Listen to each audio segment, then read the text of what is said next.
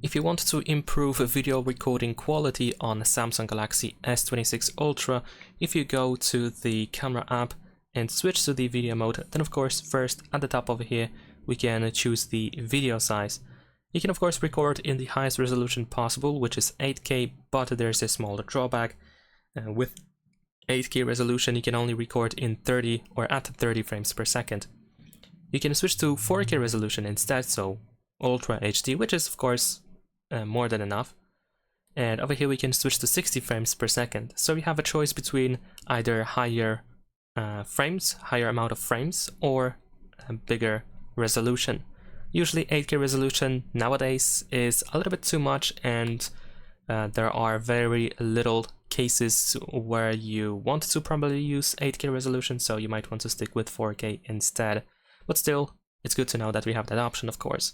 Besides that, if you tap on these four dots, then over here we can also choose the aspect ratio, and the highest quality is provided by using the 9:16 aspect ratio.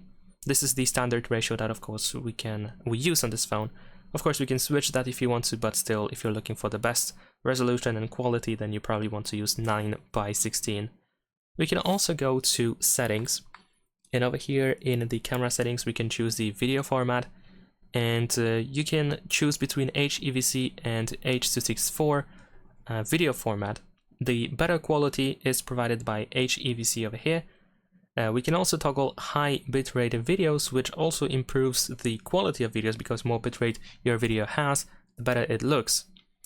And of course keep in mind that videos are going to be larger, they will take more space as a result. We also have the HDR option in here, which you can toggle of course, and there is also the APV video format, which is new for Galaxy S26 Ultra. And of course this allows you to capture cinematic quality videos using the APV codec. However, and essentially this is like a lossless clarity. So definitely if you're looking for the highest resolution or highest quality actually possible, then you probably want to use the APV codec in here with the APV 422HQ profile. We can also see that the size of these videos are going to be enormous pretty much, so you have to keep that in mind, that you need lots of free space to be able to record lots of these videos. And if you enable APV in the settings, then you should be able to find it here in the upper right corner. Make sure that you turn it on. And that is pretty much it. Leave a like and subscribe.